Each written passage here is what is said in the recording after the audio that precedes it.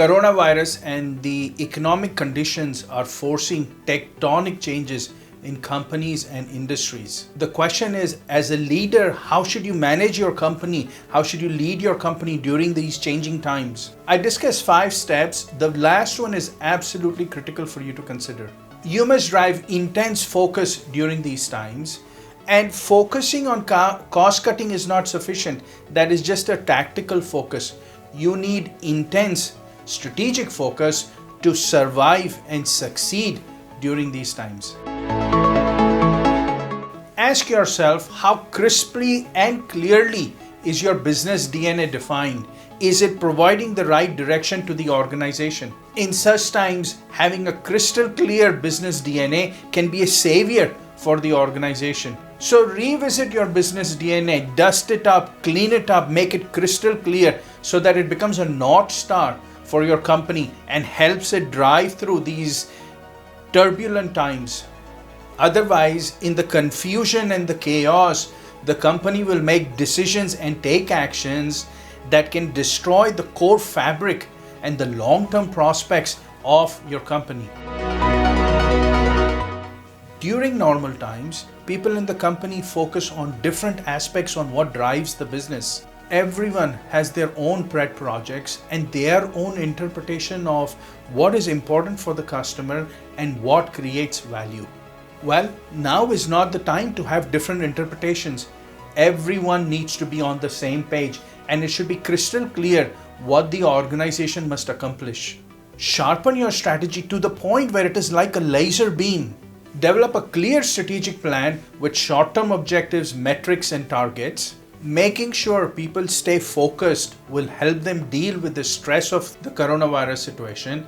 Otherwise, they will begin to drift and their productivity will suffer. In times of stress, guarding productivity is your biggest challenge as a CEO. Carefully think about the infrastructural changes you need to make. This is not business as usual. Redesign your sales process. Understand how customers are changing and re-understand what is important to customers. What you thought was important to them 6 months ago, 3 months ago may no longer be important to them. Customers are changing, and change your sales process and the drivers of that sales process to match where customers are moving. Do not make assumptions. Do not let anyone on your team make assumptions, because mistakes made at this time are going to be very expensive. Think about how you should change and redesign your internal work processes so they drive efficiency. How should you simplify your systems so that they can help improve efficiency in the organization, improve its agility. In these times, you need an organization that can react quickly. So think about how your internal operational work processes must be redesigned and how the systems must match and make things easier on your staff to be able to execute that work. How should the customer service process change? How can you create more value for customers during this time without incurring additional cost? What are the creative ways where you can make customers feel comfortable?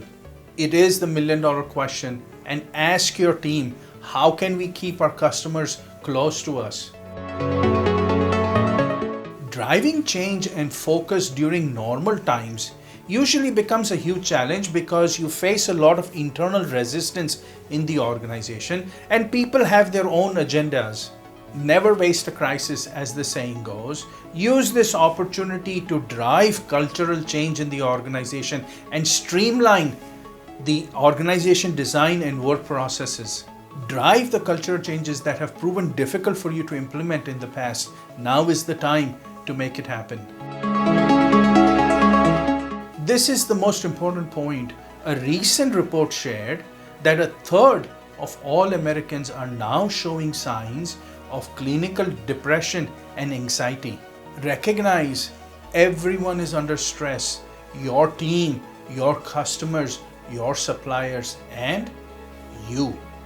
First, start with you. As the leader, as the CEO, you are under tremendous stress.